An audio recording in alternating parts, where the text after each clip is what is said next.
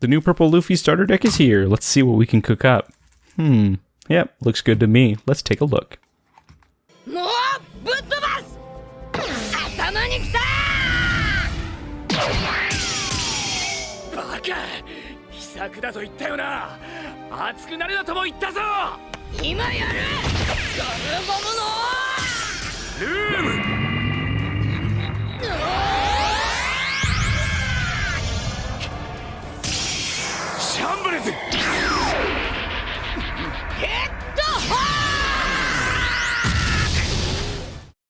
Let's take a look at the leader here. This is Monkey D. Luffy from OP05, a 5,000 power, 5 life purple leader with the ability of activate main. Once per turn, you can add the top card of your life to your hand. If you have 0 or 3 or more Dawn cards on your field, add up to 1 Dawn card from your Dawn deck and set it as active. This is a ramp deck. You want to be ramping. So some people joke that this leader isn't actually a 5 life leader. It's more of a 3 or 4 life leader. It's just because you're going to be using this ability to ramp as aggressively as possible to play out some of our haymakers in this deck.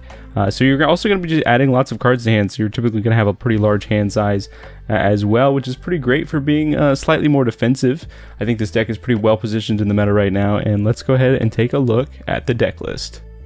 Starting off with the 2Ks here, we've got the new 2K from the starter deck here. This is Hachi, a really solid 2K. Honestly, probably one of the best 2Ks in purple right now. 3 cost, 2,000 or 3,000 power, 2K. On play, if you have 8 or more Dawn cards in your field, rest up to one of your opponent's characters with a cost of 5 or less. This lets you get rid of a very pesky blocker towards the end game if you're trying to go for lethal, as most blockers are going to be sitting between 4 and 5 cost. So this card is just fantastic. Typically want to keep this card in your hand, don't want to counter out of it early, because this is a way that you could potentially end the game.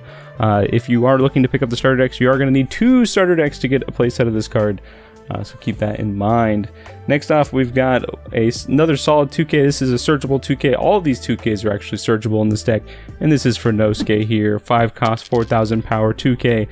Dawn ×1. Now, we're typically not going to be playing this out as a character, but it could be a squeaky way to try to go for the win, as if you attach 1 Dawn to this guy and have 8 or more Dawn cards in your field, this guy gains rush. So a potential rush play outside of maybe Kaido that could catch your opponent off guard if they're not expecting it. But for the most part, just going to be a 2K in hand here. And then the final card, another one of the best 2Ks in purple, is the 6 cost Sanji blocker from OP07.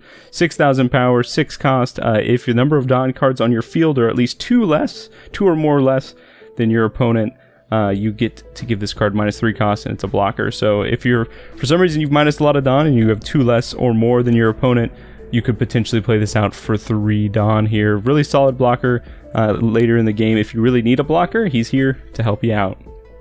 Next, let's take a look at a little bit of the ramp package here. Since the leader ability already ramps enough, we don't really need much more additional ramp. We've got 4 of the Bond Clays. Bond Clay here, and I'll start for purple ramp here. 4 cost, 1,000 power, 1K counter. On play, add up the 1 Dawn card from the Dawn deck to set as active, and when attacking, select one of your opponent's characters. This character's base power becomes the same as the selected character's power until end of turn.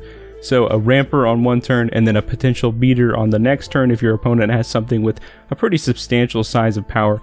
This is a great threat against specific decks that go tall, like Enel, who plays out a lot of 9 to 10k power characters, as this can come down and immediately swing for 9 to 10k on the following turn. Really great card. Just fantastic. Next, we've got some of the blockers here. We actually run quite a few blockers, as we've got the new blocker from the starter deck. This is Onami, 4 cost, 2,000 power, 1K counter blocker. With on play, if you have 8 or more Dawn cards, trash 1 card from your hand and then draw 2 cards. This is a way for us to draw outside of Queen, which is our typical purple blocker in this deck, and a really great inclusion, also searchable. Then we've got 2 of the Trafalgar Law. Trafalgar Law is a nice little blocker from, I believe, one of the earlier starter decks, starter deck 10. This is a 4 cost, 5,000 power, 1K counter blocker with Dawn -1 on play. If your opponent has 7 or more cards in their hand, trash 2 cards from your opponent's hand. So this is a nice way to catch your opponent with their pants down. That also is a blocker on body, so if you're playing against a deck that typically keeps a pretty heavy hand size, you can slam this down, pull 2 cards out of the hand. Just a really solid value play. Then finally, we've got the all-star of purple blockers. and that is Queen. 5 cost, 6,000 power, 1k counter blocker, Dawn -1, draw 2, then trash 1 card from your hand. Another alternative to Onami, so now this deck has 2 ways to play out a blocker and draw cards, which is absolutely fantastic. This being a 6k body as well makes it really easy to block some of those chumpy 5k swings. Really great card. Next, let's move on to the core of the deck. This is going to be the way you're going to potentially win the game. And we're going to start off with some of the new cards from the starter deck here. We've got 4 of Zoro Juro. This is the new SR from the starter deck. 4,000 or 4 cost, 6,000 power. No counter, but look at the top 5 cards of your deck. Reveal up to 1 purple Straw Hat Crew type card and add it to your hand, then place the rest on the bottom. So he's our searcher, one of our searchers in the deck, but he is a searcher on a beat stick. 6k power is nothing to shy at. Able to find a lot of your other combo pieces. Just a fantastic play. Especially if you're going first, you can go on your 3 Dawn turn, you can ramp 1 with your leader's ability and slam this down. Pretty amazing. Next, we've got kind of one of the potential playoffs when playing with the new 7 cost Luffy, and that's Sangoro here. 5 cost, 6,000 power, 1k counter. When attacking, once per turn, if you have 8 or more Dawn cards in your field, draw 1 card. So this card is going to slowly refill your hand as you're going to be throwing out a bunch of bodies on board, especially with that 7 cost Luffy that I'll talk about in just a second. So this is a great target for that, just another 6k power body. Allows you to push some damage, slap a Dawn on it, and your opponent's going to have to spend 2 cards out of their hand to defend a 7k attack. Next, we've got the 7 cost. This is probably one of the best cards in the deck right now, and that's Luffy Taro. 7 cost, 8,000 power. On play, Dawn -1. Play up to 1 purple Straw Hat Crew type character card with a cost of 5 or less from your hand. So this puts into play Sangoro. This puts into play Zoro Juro. It can put the Onami into play. You can put the Furnosuke into play. You can put the Usohachi into play. Typically, you don't want to be playing at least these last 2 because they are 2Ks, but the premier combo is either this one or that one, or potentially the Onami to play out a blocker. This is just a great way to establish several forces on board while having an 8k attacker, which is very, very strong. If you don't have the Luffy Taro on curve, we can play the Eustace Captain Kid onto curve. I'm playing 3 of them. This is the 7 cost, 8,000 power, no counter, on play or when attacking, Dawn -1, and give up to one of your leaders 1,000 power until the start of your next turn. So this will turn your leader into a 6k power both attacker and a defender on your opponent's turn. Pretty solid card, especially into the Dofi match, as it's going to require the Dofi player to start using some of their Dawn. And sometimes Dofi is not very Dawn efficient, right? So they're going to be typically using a lot of their Dawn to fill out the board, to try to make plays. So forcing them to have to commit some additional Dawn could make them kind of take a turn off from some of their pretty traditional plays. Really great card. Then let's move to the top end. We got the boss monsters here. We've seen some of the middle end of the deck. We've got some of the top end here. We're running 2 of Charlotte Linlin. This is the 9 cost, 9,000 power Linlin from OP08. On play, Dawn -1, trash a card from your hand, then you gain 1 life, so add the top 1 card from the top of your deck to the top of your life. Then if you'd like, you can also add 1 of your opponent's characters with a cost of 6 or less to the top or bottom of their life cards face up. So she comes down, immediately gives you a heal. You can also potentially get rid of an annoyance on your opponent's board, but sometimes you don't want to do that because that is gaining them a life. So you could just use the first ability as the second ability is optional. Then to close out the game, we got the biggest baddie of them all. We've got Kaido. This is the starter deck for Kaido. 9 cost, 1,000 or 10,000 power. On play, Dawn -5. KO up to 1 of your opponent's characters with a cost of 6 or less, then this character gains Rush, so it can come down, clear a blocker, and then immediately swing for 10k. Amazing top end.